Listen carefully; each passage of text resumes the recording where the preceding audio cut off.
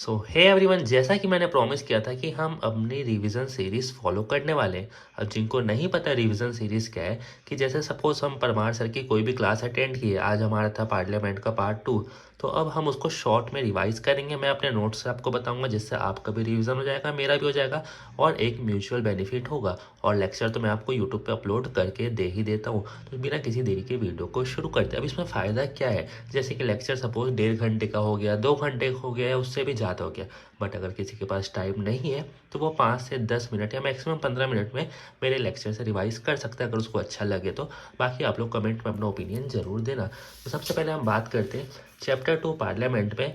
General में 79 से 88 article है, इसके बारे में मैं फिर कभी बात करूंगा। ऑफिसर के लिए 89 से 88 है। आज हम जो बात करने वाले हैं आज की क्लास में, जो कि 15 नवंबर 2024 को कंडक्ट हुई थी, 99 ओथ एंड अफर्मेशन। आपको बस इतना ही याद रखना है। अब जैसे हिंदी मीडियम वाले बच्चे, शपथ और प्रतिज्ञा।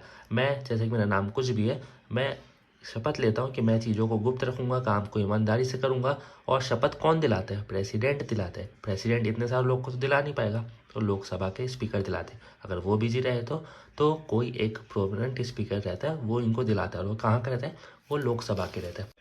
इसमें बस आपको इंपॉर्टेंट चीज़ याद रखनी है, जैसे कि आर्टिकल 100 में क्या है, वोटिंग इन हाउस पूछेगा, वैकेंसीज पूछेगा, क्वारम पूछेगा। बस इतना ही अगर आपको मन में याद रहेगा ना, तो आप पूरा कर लोगे। अब इसके अंदर हम सब आर्टिकल देख लेते हैं। जैसे कि 100 क्रॉस 1 में क्या गया, वोटिंग इन हाउस। अब फर्स्ट इंसेंट, इसमें क्या रहता है कि पूरे लोगों से पूछा जाएगा क्या आपकी सहमति है, तो कुछ बोलेंगे यस, कुछ बोलेंगे नो। सेकंड होता है कास्टिंग वोट। इसमें कोई एक मेन ऑफिसर होगा, वो अपना ओपिनियन देगा। इसमें 100 के 2 को नहीं पढ़ना, 100 के 3 में पूछा है क्वारम, मतलब कि गढ़ पूर्ति। 10 में से एक लोग की सहमति भी मिल जाए तो ठीक रहेगा। देन के 4 आर्टिकल में क्या है, एडजर्न। इसमें आप क्वेश्चन आर होता है, फिर 0 आर होता है। और क्वेश्चन आर में आपको एक स्टार्ट क्वेश्चन रहता है और एक अनस्टार रहता है। स्टार में जैसे कि आपको ओरली जवाब देना पड़ता है, उसका जवाब डिले नहीं कर सकते। अनस्टार मतलब कि उतना इंपॉर्टेंट नहीं है, आप इसको रिटर्न में दे सकते हो। शॉर्ट नोटिस का पीरियड, आपको 10 दिन के अंदर अपना नोटिस जारी करना पड़ेगा, ये चीज़ है। उसके बाद हम चलते हैं आर्टिकल नंबर 101 में, जो कि है वैकेंट ऑफ सीट। वैकेंट मतलब कि जो कि सीट आपकी खाली है, वो कैसे उसको फिल की जाएगी। और डिस्क्वालिफिकेशन के बारे में बात की, तो अगर कोई भी आदमी लोकसभा राज्यसभा दोनों का मेंबर है, तो उसकी सीट चली जाएगी। आर्टिकल 102 में आपको क्या याद रखना है, डिस्क्वालिफिकेशन फॉर मेंबरशिप। अब क्या क्या चीज़ हो सकती है, देखो मैं आपको हिंदी में भी समझाऊंगा ना, आपको इतना कुछ पढ़ने की जरूरत नहीं है। सबसे पहले, वो लाभ का पद न धारण किया हो, पागल ना हो, दिवालिया ना हो। दिवालिया इन द सेंस करप्ट होता है, मतलब कि सपोज उस पर खुद का इतना लोन चल रहा है, तो वो लोगों की क्या वेलफेयर करेगा, क्या सेवा करेगा, तो वो अपना जेब भरेगा। इसलिए वैसे लोग को भी नहीं दे सकते, या तो कोई 2 साल से ज़्यादा जेल में गया हो, उनको भी डिस्क्वालीफाई कर दिया जाएगा। 103 में जो बात करता है, decision on question as the disqualification of the member. मतलब कि डिस्क्वालिफिकेशन के लिए जो राय होगी, वो फाइनल जो डिसीजन रहेगा वो प्रेसिडेंट करेगा, बट वो ओपिनियन इलेक्शन कमीशन का ले सकता है। चाहे तो वो अकेले ही बोल देता है, पूरा पावर रहता है प्रेसिडेंट के पास, बट वो इलेक्शन कमीशन का ओपिनियन ले सकता है। एग्जाम में क्वेश्चन बन सकता है कि प्रेसिडेंट इलेक्शन कमीशन का परमिशन ले सकता है, हाँ या ना, तो आपको यस जरूर करना है। 104 में बात करते हैं कि आपकी पेनल्टी लगेगी। जैसे कि आप नहीं हो मेंबर और आप चुपके से जाके बैठ गए उस क्लासरूम के अंदर या लोकसभा राज्यसभा के अंदर, तो आपको पर डे का 500 देना पड़ेगा। बाप रे, इतना पैसा देना पड़ेगा उन लोग को। तो देखो कितना भेदभाव होता है हम जैसे आम लोग के साथ और यहाँ पे। 105 में बात करते हैं पावर एंड प्रिविलेज। मतलब कि आप कुछ भी कर सकते हो, अंदर में लड़ाई करो, मतलब ऐसा हाथापाई मत करो, मुंह से कोल्ड वॉर करो, कुछ भी करो, तोड़ दो फोड़ दो कुर्सी, सब कुछ अलाउ रहेगा। 106 में पैसा ही पैसा होगा, सैलरी एंड अलाउंस, इसकी बात की गई है। उसके बाद आपको मेन आर्टिकल बस का कीवर्ड याद रखना है। जैसे कि 107 से आपका लेजिस्लेटिव प्रोसीजर चालू होता है। इसके अंदर बिल की बात की गई, एक होता है ऑर्डिनरी बिल, दूसरा होता है मनी बिल, तीसरा होता है कॉन्स्टिट्यूशन बिल। अब इसके 107 के अंदर प्रोसीजर ऑफ बिल है, इसमें ऑर्डिनरी बिल की बात की गई है। अब जैसे कि लोकसभा राज्यसभा प्रेसिडेंट, फिर वो एक्ट पास हो जाता है, पहले लोकसभा के पास जाएगा, फिर वो राज्यसभा को भेजेगा, फिर वो प्रेसिडेंट को भेजेगा, फिर एक्ट जो है पास हो जाएगा। कोई भी बिल हो सकता है। उसके बाद अगर सपोज लोकसभा ने राज्यसभा को भेजा और राज्यसभा बोला कि चलो यार इसमें थोड़ा सा मॉडिफिकेशन कर दो, कुछ प्रॉब्लम लग रही है, ये बोला ठीक है, फिर प्रेसिडेंट के पास जाएगा, फिर एक्ट पास हो जाएगा। अब सेकेंड केस में लोकसभा ने राज्यसभा को भेजा, पर राज्यसभा ने बोला कि चलो हट बे, मैं इसको नहीं लूँगा, तो ये नहीं जा पाएगा। उसके बाद लोकसभा ने राज्यसभा को भेजा और राज्यसभा बोला कि भाई कुछ इसमें मॉडिफाई कर दो या चेंज कर दो, मुझे ये चीज़ जम नहीं रही है। ये बोल दिया चल बे, तो भी ये बिल पास नहीं हो पाएगा। तो तीनों की सहमति जरूरी है। उसके बाद अगर सहमति नहीं होती है तो बैठती है जॉइंट सीटिंग, जिसमें आर्टिकल 108 के बारे में बात की गई। अगर आपको 17 याद हो गया है प्रोसीजर ऑफ बिल के बारे में, तो 108 आपको ईजिली याद हो जाएगा। अब उसके बाद आप करके जॉइंट सीटिंग हो गया। 109 में मनी बिल के बारे में बात की गई। 109 में मनी बिल की बात की गई है। 110 में डेफिनेशन ऑफ मनी बिल है। लोग कहाँ कंफ्यूज होते हैं, वो डेफिनेशन सोचते हैं यार पहले ही आता है, क्योंकि जाहिर सी बात है हर आर्टिकल में उसका डेफिनेशन पहले आता है, बट उल्टा है। 110 में डेफिनेशन है, 19 में मनी बिल है। अब हम चलते हैं अपने आर्टिकल 111 की तरफ, जिसमें आपको याद रखना है एसेंस ऑफ बिल।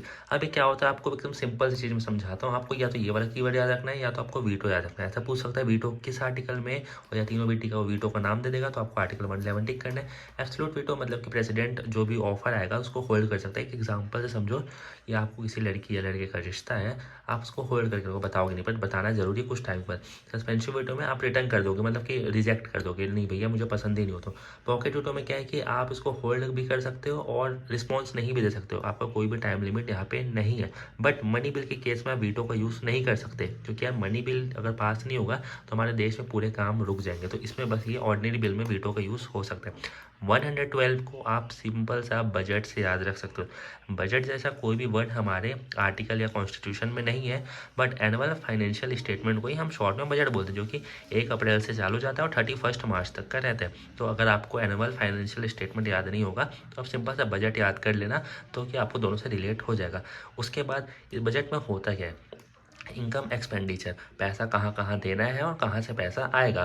तो जैसे कि हमको सैलरी देना रहता है, लोगों की पेंशन देना रहता है, वो सब आपके एक्सपेंडिचर में आ जाते हैं। और अगर कोई आपको डोनेशन दे रहा है, टैक्स दे रहा है, तो वो आपके इनकम का सोर्स बन जाता है। टैक्स देते हैं तभी तो हम गवर्नमेंट को एक इनकम जनरेट करते हैं, उसी से हमको सैलरी मिलती है। पर वो सब चीज़ें आपको पता होनी चाहिए। आपने आर्टिकल नंबर 113 की तरफ, इसमें आपको ना एस्टिमेट ऑफ बिल याद रखना है। अगर आप ये कीवर्ड याद रख लोगे, जैसे कि आप ये, तो आपका ये आर्टिकल करेक्ट करके आ जाएगा। अगर आपको थोड़ा सा और डीप में समझना है तो अगर आप आर्टिकल पढ़ोगे तो उतना क्लियर समझ नहीं आएगा, पर मैं आपको एक शॉर्ट में चीज़ बताता हूँ। आर्टिकल 112 में अपने प्रेसिडेंट का सैलरी हो गई, ये सब के बारे में बताया। तो इसमें लिखा है कि 113 में आप इसकी चर्चा नहीं कर सकते कि प्रेसिडेंट की सैलरी क्या है, कितनी है। उसमें से बजट में आप काट नहीं सकते, जितना है उनको उतना मिलेगा। बट अगर प्रेसिडेंट सपोज ज़्यादा खर्चा कर रहे हैं, जितने भी हायर लेवल के मेंबर है पार्लियामेंट के, विदेश जा रहे भी मतलब खर्चा करे, तो उस केस में यहाँ पे वो बिल रखा जाएगा कि भाई इतना खर्चा तुम क्यों कर रहे हो। दूसरी चीज़, ये सैलरी इसकी 1 में आ जाएगी, खर्चे पे चर्चा की। ये सब चीज़ कंपलसरी है, ये देना ही। सेकंड में अनुदान, अगर जैसे कि सपोज कोई बजट आता है, उसमें लोकसभा के हाथ में पावर रहता है कि वो उसको कम ज़्यादा करके पास करा सकता है, और प्रेसिडेंट क्या है, वो परमिशन देगा तब जाके उसका बिल पास हो जाएगा। तो वही चीज़ 114 में लिखी गई है कि अप्रोप्रिएशन ऑफ बिल के बाद ही आपका कंसोलिडेटेड फंड से पैसा निकलेगा।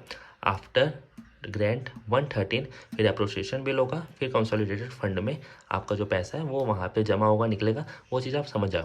अब कंसोलिडेटेड फंड ऑफ इंडिया क्या होता है, इसके अंदर आपका लोन, फाइन, टैक्स, जितना भी हम आम नागरिकों से लगता है, वो पैसा एक मतलब बैंक एक पेटी है, वहाँ पे जाके वो जमा हो जाता है। ये सरकार इसी से सबको सैलरी देती है, पूरा देश इसी से चलता है। अब पब्लिक अकाउंट ऑफ इंडिया, इसमें जो पावर रहती है वो सरकार के पास रहती है, सरकार पैसा खर्च कर सकती है। ये दोनों टू से। अब आते हैं कॉन्टीजेंटली फंड। ये एक इमरजेंसी फंड होता है जिसमें मतलब पैसा इसमें से सिर्फ प्रेसिडेंट ही निकाल सकता है। और ये 267 में, देखो आपको 3 आर्टिकल इसलिए याद होगा। 266 कंसोलिडेटेड फंड, पब्लिक अकाउंट, और 267 अपना कॉन्टीजेंटली। अब आते हैं आर्टिकल नंबर 115 में। अब इसमें आपको सप्लीमेंट्री, एडिशनल और एक्सेस ग्रांट याद रखना है। सप्लीमेंट्री ग्रांट, एडिशनल ग्रांट और एक्सेस ग्रांट। अगर आप ग्रांट वर्ड भी रिलेट करोगे तो 115 से आप कर सकते हो। अब इसको आप सिंपल में समझना कि जैसे कि सपोज लोकसभा ने कहीं का बजट पास किया प्रेसिडेंट ने, अब उन लोगों को लग रहा है कि नहीं सर मेरा खर्चा और होगा, मुझे और पैसे चाहिए। तो बोलेगा ले भैया तेरे को 100 दे रहा था, मैं तेरे से 110 दूंगा। अब उसको अचानक से याद आता है कि नहीं नहीं, हमारे स्टेट में, हमारी सिटी में कुछ नई सर्विस हम चालू कर रहे हैं, तो उसके लिए और पैसा चाहिए, तो वो एडिशनल में आ जाएगा। उसके बाद पैसे की मांग, जैसे कि वो पैसा पूरा ख़त्म कर दिया, 12 महीने का समय दिया गया था, अब वो नवंबर में पैसा ख़त्म कर दिया, तो और पैसे की मांग वहाँ पे वो रख सकता है कि भैया हमारे स्टेट में इतना इतना खर्चा हो गया, हमको थोड़े से और पैसे दे दो। देखो अब हम आ चुके हैं अपने लास्ट आर्टिकल की तरफ, और बहुत इजी है। देखो 116 आपको याद करने की उतनी जरूरत नहीं है, बस वोट ऑन अकाउंट और वोट ऑन क्रेडिट इतना याद रखना, आर्टिकल 116 बन जाएगा। 117 में आपको सिर्फ फाइनेंशियल बिल याद रखना है। 118 में रूल्स ऑफ प्रोसीजर, इसमें जो क्वेश्चन आर हो गया, 0 आवर हो गया ना, इसका जो रूल्स एंड रेगुलेशन है वो इसमें दिया गया है। 119 में regulation of law of financial business. 120 में लैंग्वेज की बात की गई है कि मतलब कि आपके लोकसभा राज्यसभा में जो लैंग्वेज यूज़ होगी वो हिंदी या तो इंग्लिश यूज़ हो सकती है, पर 15 साल से हिंदी को रिन्यू कर दिया जाता है। 121 और 122 एक दूसरे के अपोजिट है। अब इसको समझने के लिए एकदम सिंपल सी ट्रिक है। अब इसमें सुप्रीम कोर्ट इसके अंदर की जो बातें नहीं कर सकते, मतलब कि ये पार्लियामेंट है, पार्लियामेंट के अंदर कोर्ट की बातें हो गई या कोई भी बाहर की चीज़ हो गया वो हम डिस्कस नहीं कर सकते। और यहाँ पे court not interfere in procedure of parliament. अब ऐसे समझो कि ये बॉयफ्रेंड है या गर्लफ्रेंड है, ये इसका फ़ोन नहीं चेक कर सकता, ये इसका फ़ोन नहीं चेक कर सकता। 122 में कोर्ट नहीं कर सकता, 121 में पार्लियामेंट नहीं कर सकता। एकदम सिंपल है, दोनों एक दूसरे का अपोजिट है। कोई एक याद रख लेना, दूसरा आप ऑटोमेटिक बना लोगे। अब यहाँ से चैप्टर 2 पूरा एंड हो जाता है। चैप्टर 3 में सिर्फ एक ही आर्टिकल है, उसको आप रिसेस से याद रख सकते हो। रिसेस स्कूल में हम लोग को क्या होता था, लंच ब्रेक, तो लंच ब्रेक को हम क्या बोलते थे, रिसेस। अब एक सिंपल चीज़ है, अगर इन दोनों में से कोई भी छुट्टी में है या नहीं है, प्रेसिडेंट को बिल पास करना है तो वो अपने हिसाब से कर सकते हैं। तो आपको इतना डीप में जाने की ज़रूरत नहीं है, सिर्फ रिसेस वर्ड याद रखना, आपका 123 सीधी तरीके से बन जाएगा। बाकी आप इसको पढ़ सकते हो। और उसके बाद आपको वीडियो कैसा लगा नीचे मुझे कमेंट करना।